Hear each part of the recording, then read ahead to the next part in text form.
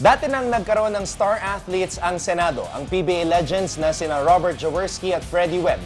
Pero retired na sila nung naging senador sila. Susunod na kaya si Pacman sa mga yapak nila Big J at Manong Freddy? Kasama natin ngayong gabi ang veteran boxing analyst na si Ronnie Nathanielsz. Ronnie, thank you so much for taking time out of your busy schedule to come here to the score. Thank you. So, ang mainit na balita, Mr. Ron, Manny Pacquiao announcing that he will be running for senator in next year's elections. Your initial thoughts when you heard about this news? I knew it was coming. Unang-una, alam ko naman he was planning to run for the Senate. And I was not surprised kasi alam mo na, he has what it takes to be a senator. He's qualified. He's a natural-born Filipino. He has the residency. He has the age on his side. Yeah, he's 36 already. Yeah, so everything is in place for him to run for the Senate. And that's a privilege that any Filipino can aspire to. So wala naman problema yan. Now, there are some issues brought against him, like, for instance, the absenteeism in Congress. That's one of the major issues. But I would rather see a congressman go out and work with his constituents in the field, look after their needs and wants, rather than just sitting in the session hall and doing nothing, really. And many of the congressmen, we must understand, pasok sila sa session hall for the roll call. Pagkatapos ng roll call, they leave. So, I mean, that means nothing. Recently, the president wanted the Bangsamoro bill passed in Congress. They couldn't get a quorum. That's a sad reflection on the Congress as a whole. So don't take it against Manny Pacquiao that he leaves the session hall, hardly attends the sessions, but does a lot of work outside. So I think you've got to balance that. Last year, Manny Pacquiao only attended the session at Congress 4 times. The entire 2014, we knew that he had 2 fights during that year. This year, only 1 fight so far.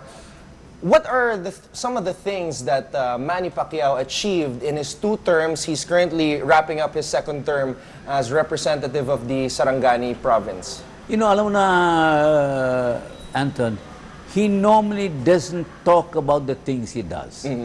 Pero pupunta kayo sa Ginseng, and you talk to the people there, and you see what he has done for them. I know when there were homeless people who were displaced because of the typhoons, yung mga typhoons, he bought land and gave it to them and built little houses for them. So he has done many good things as far as his role as a congressman is concerned. And this is the kind of person I think we need in the Senate. Not cowboys riding white horses or brilliant minds, because the brilliant minds somehow tend to wear away from the reality of Filipino life and don't attend to the mga taong bayan. Pero si Manny is a very different kind of animal. How do you see Manny helping the Filipino people should he get elected as a senator next year? Well, I think his leadership qualities, his ability to galvanize support for any major undertaking is there. That's what he wants to capitalize on. I frankly wanted him to run, as a friend of mine, I wanted him to run for an executive office, ibig sabihin a governor or a mayor or something like that, because then he can stamp his character, his vision on a community which he controls. Now he's looking at a larger picture, and I know what he's aiming at. He told me that 3 or 4 times he's going to pray for me to live long enough to see him take his oath of office as president. 3 or 4 times? He told you this? Yes, in 2022. So I said, well, I hope God's on your side, Manny, because you're going to need it. Does he have a legit chance of winning as senator? I think so. I think so. I think the latest survey shows he's number 8. He's number 8. You know, Filipinos generally like heroes. And he's a hero. And Filipinos like, alam mo nang gusto nilang give something back for somebody who achieved something for the country and people. And remember, Manny Pacquiao came along when our country was down.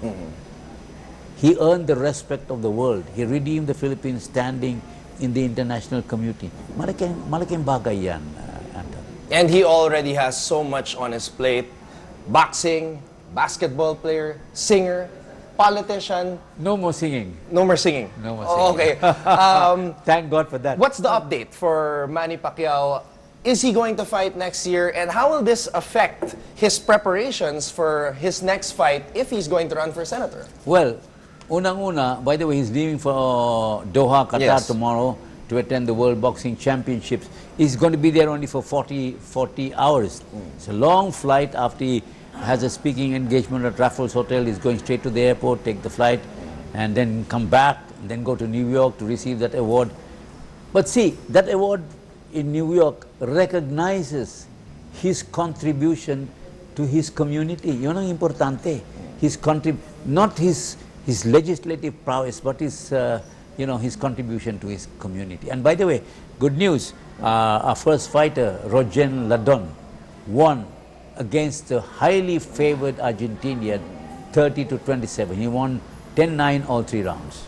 And that's going to be a huge boost for the morale of our kababayans fighting there in Doha, Qatar, with the presence of Manny Pacquiao. In fact, I was talking to Ed Pixon earlier today before I came to the studio, and he told me that the Filipinos in Doha are so excited about getting a chance to take a look at Manny Pacquiao in the flesh. And most important, the royal family that rules Qatar are dying to meet Manny Pacquiao. And one of them is such an avid fan, he says, if I take a picture with Pacquiao, my life's complete. Oh, that's awesome. But That's awesome. in terms of the boxing ring, Ronnie, what do you see coming up next for Manny Pacquiao? Do you see him fighting sometime early next year? I think he's going to fight either in February or April. Okay. Cannot be March because of the Final Four in the United States. So he won't draw anything. So it'll have to be February or April. That's to, he will also need that to keep his face in the public mind because he's running for Senate. So if he fights and he wins and wins handsomely, it's going to make a big, give him a big edge in the senatorial race. Pero sino naman kaya ang makakalaban ni Manny Pacquiao when he makes his return? Palagay ko, he will fight Amir Khan. Amir Khan. Amir Khan. That's my feeling. Although Amir Khan is quick and it has a tendency to hold, he cannot take a punch. And I think Manny Pacquiao can put him away. A lot of things to look forward to, Senator Pacquiao, possibly next year. Yes, why not? Pinoy Pride coming up this month Oh also. yeah, Mr. Ron. grabe yun. The fighters are in fantastic shape.